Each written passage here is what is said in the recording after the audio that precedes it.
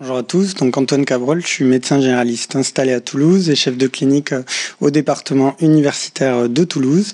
Et je vais vous présenter mon travail de thèse d'exercice réalisé avec le docteur Alexandra Hermans et dirigé par le docteur Bruno Chicoula qui vous a fait la première présentation intitulée Impact de la perception du vieillissement sur la santé en population gériatrique, une revue systématique de la littérature.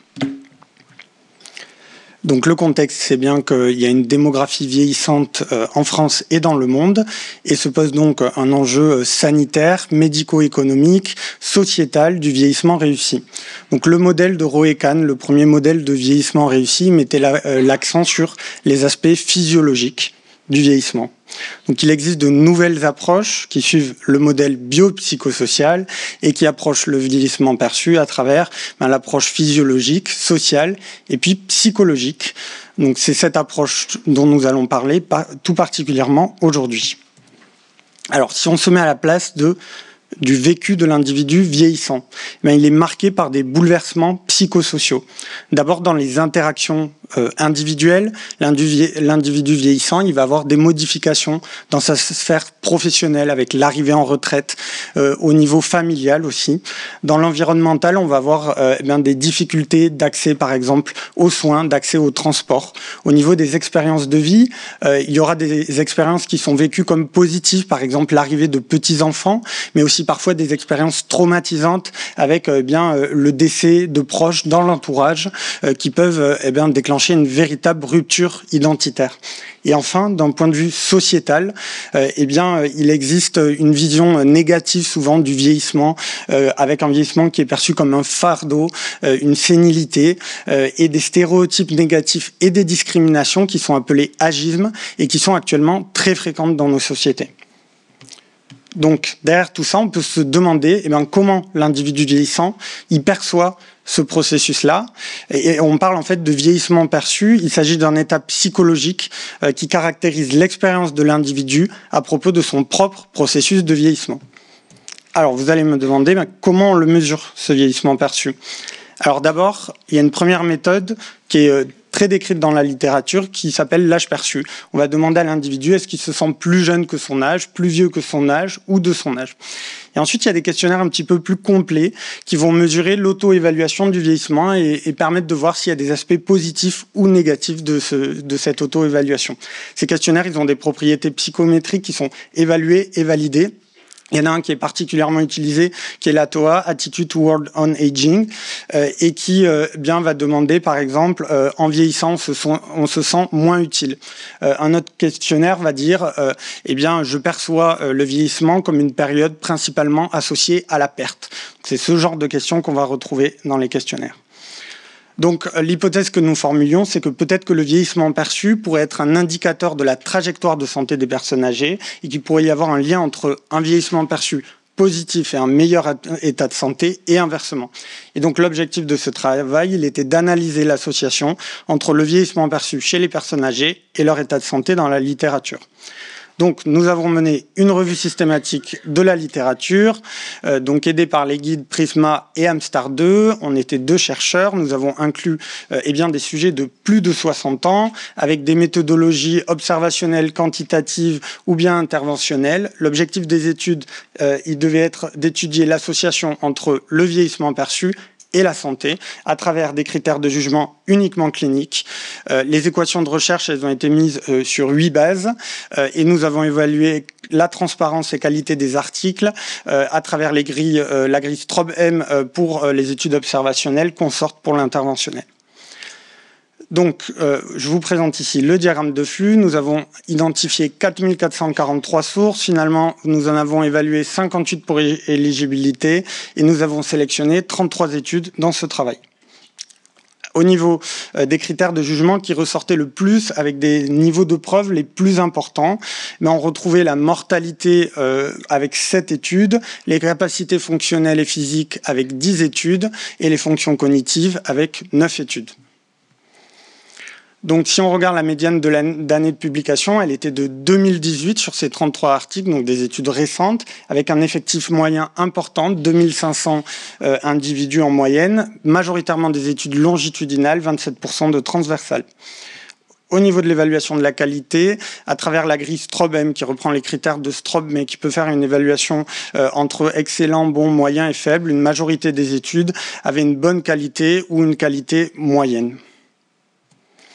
Donc ici, je vous présente des forest plots pour les études bien qui présentaient les mesures de risque en odds ratio ou en risque relatif. Et donc, ce qu'on retrouvait pour le critère de jugement de la mortalité, en tout, on avait 7 études. Il y en avait 6 qui montraient une association entre le vieillissement perçu et la mortalité. Donc, avec une tendance à, quand on se sent plus vieux que son âge, ou bien qu'on a une perception négative de son vieillissement, avoir une mortalité plus importante. Au niveau de l'étude de Cotter et Grun, donc c'est la deuxième et troisième ligne, on voyait que se sentir plus vieux que son âge augmentait le risque de mortalité de 3% et se sentir avoir une perception positive de son vieillissement diminuer le risque de mortalité de 2%. Donc au niveau des capacités fonctionnelles et physiques et de la fragilité, on mettait aussi en avant que avoir une perception négative de son vieillissement était associé à des capacités fonctionnelles et physiques plus péjoratives. Et la dernière étude que vous voyez mettait en avant que se sentir plus vieux que son âge était associé à une augmentation du risque de fragilité de 88% au suivi à 4 ans de l'étude. Et enfin, le troisième critère qui était étudié, mais qui représentait, qui avait une moins bonne qualité des études, correspondait aux capacités cognitives. Et là, globalement, ce qui était mis en avant, c'est que se sentir plus vieux que son âge était associé à de moins bonnes capacités cognitives. Donc ensuite, on a effectué une étude de causalité sur les différents articles. Donc là, je ne vais pas pouvoir vous présenter tous les éléments, mais ce qui ressortait, c'est qu'on avait une bonne constance de l'association. Donc la causalité selon les critères de Bradford et Hill. Et donc en fait, une très grande majorité des études étaient en accord avec l'hypothèse de recherche, c'est-à-dire que avoir un vieillissement perçu positif ou se sentir plus jeune que son âge était associé à une meilleure évolution des facteurs de santé. Donc maintenant, on va discuter un peu ces résultats. Donc, ce qui est mis en avant dans cette revue systématique, c'est que ce vieillissement perçu, il est important quand même, en tout cas, il semble important puisqu'il est associé à des critères de jugement clinique. Donc, on peut se demander, mais par quoi ça passe finalement cette association ? Donc, des études qu'on a retrouvées à la fois, qu'on a inclus, mais aussi certaines études qui ne correspondaient pas à nos critères, mettaient en avant qu'en fait, il y avait un lien entre ce vieillissement perçu et des comportements de prévention ou des comportements, l'engagement dans des comportements de prévention ou des comportements de santé. Ensuite, on peut se demander, mais est-ce qu'on peut intervenir sur le vieillissement perçu ? Il y avait des études qui montraient qu'on pouvait intervenir en faisant des renforcements positifs sur les stéréotypes négatifs que les personnes avaient sur leur vieillissement et le vécu négatif qu'elles pouvaient avoir de leur processus de vieillissement. Et enfin, on peut se demander quels étaient les déterminants de ce vieillissement perçu. D'abord, l'agisme et les stéréotypes négatifs qui influençaient forcément négativement la manière dont on perçoit le vieillissement. Parfois, une comparaison sociale avec les personnes âgées qui se comparaient avec les autres. Et finalement, c'était un critère qui leur faisait se sentir plus vieilles que leur âge, par exemple, ou avoir une perception négative. Un contexte culturel évident, des événements de santé comme une fracture du fémur qui pouvait influencer ce vieillissement perçu, et enfin le critère de la personnalité qui est important quand on parle de psychologie. Alors, les forces de ce travail, un respect des guides méthodologiques et puis une étude de causalité qui a été réalisée. Au niveau des limites, on retrouvait quand même des biais d'attrition et de sélection sur les études longitudinales sélectionnées. Il y avait une multiplicité des critères de mesure et de jugement qui peuvent un peu rendre, en tout cas, la compréhension de ces résultats un peu plus difficile. Et enfin, je vais vous présenter les perspectives.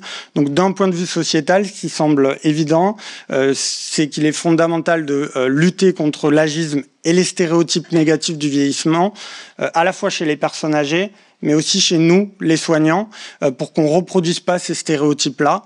Il y a des études qui montrent que les soignants, effectivement, ont tendance à avoir des stéréotypes négatifs du vieillissement. Ensuite, en pratique courante, on se rend compte que on n'a pas vraiment de questionnaire, de moyens d'interroger ce vieillissement perçu. C'est quelque chose qu'on peut palper des fois dans l'interrogatoire. Et donc, finalement, ça, les deux points là à droite, pratique courante, prévention, c'est des points que je vais développer dans une thèse de science dans laquelle je me suis inscrit cette année, et dont l'objectif, entre autres, va être d'évaluer la faisabilité et l'acceptabilité de la mise en place d'un tel questionnaire en soins primaires auprès des médecins généralistes, et en particulier dans le cadre du programme ICOP. Et donc la dernière question en termes de perspective qu'on peut se poser, c'est finalement, est-ce que ce vieillissement perçu, il a une influence sur les comportements de prévention, c'est-à-dire l'engagement dans un comportement de prévention, et puis la réussite d'un programme comme le programme ICOP. Je vous remercie pour votre attention.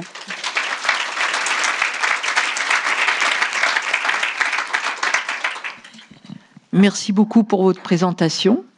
Et donc, nous avons le temps pour les questions.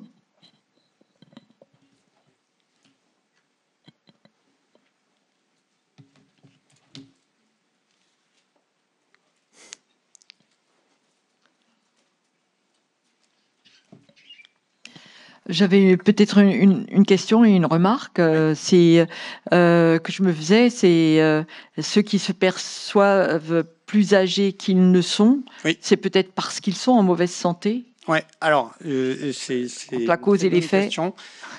Donc les études là qu'on étudie, enfin les études qui ont été incluses, c'est des études dans lesquelles il y a en fait on inclut les facteurs de confusion, et donc généralement dans quasiment toutes les études, il y a les pathologies chroniques qui sont inclus dans les modèles statistiques pour effacer justement dans les résultats statistiques ce potentiel biais de confusion. Et donc quand ces résultats-là ils sont mis en avant, il y a un certain nombre de critères de santé qui sont entre guillemets effacés dans les résultats statistiques pour mettre en avant entre guillemets un effet propre, même si c'est toujours très difficile de mettre en avant un effet propre, mais je crois que vraiment le fondamental et c'est très difficile de mettre en avant un lien entre un critère psychologique et une évolution de santé, mais ce qui se recoupe, les articles qui se recoupent peuvent quand même donner un certain poids à ces études en tout cas.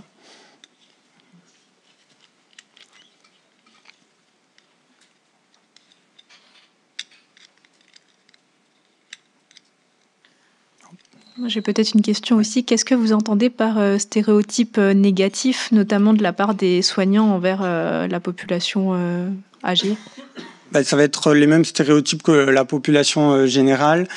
Donc ça peut être une vision un petit peu de la personne âgée comme sénile, une mauvaise compréhension de son contexte psychosocial, aussi de parfois regarder uniquement l'âge chronologique, c'est-à-dire le nombre d'années, en pensant que c'est un bon facteur entre guillemets, alors qu'on sait dans la littérature que en fait, ça correspond pas bien à l'âge physiologique des personnes.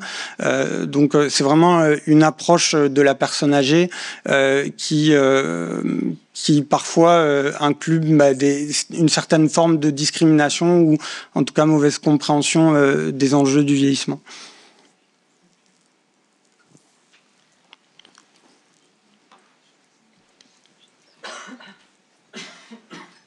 Oui, donc je reviens sur votre étude. Le choix de 60 ans, c'est un peu compliqué parce que 60 ans, il y a des gens qui sont encore actifs, il y a des gens qui sont déjà en retraite, et on voit bien l'effet intéressant de l'arrêt de l'activité chez des patients qui ont des activités lourdes et qui se retrouvent en retraite et qui peuvent changer leur mode de fonctionnement dans leur mode de vie. Ils ont plus besoin de faire les postes, par exemple, ou ils peuvent manger différemment, ou ils peuvent reprendre une activité physique. Et est-ce qu'il y a des différenciations par tranche d'âge par rapport, alors 60 ans, 65 ans, 70 ans Oui, effectivement, il peut y avoir des âges perçus, en tout cas des vieillissements perçus qui sont différents en fonction de l'âge. Nous, on a pris après 60 ans pour avoir une population gériatrique générale, mais c'est sûr que probablement qu'on pourrait redécouper, entre guillemets, cette étude en plusieurs populations d'âge derrière, avec des effets qui sont peut-être différents. Ouais.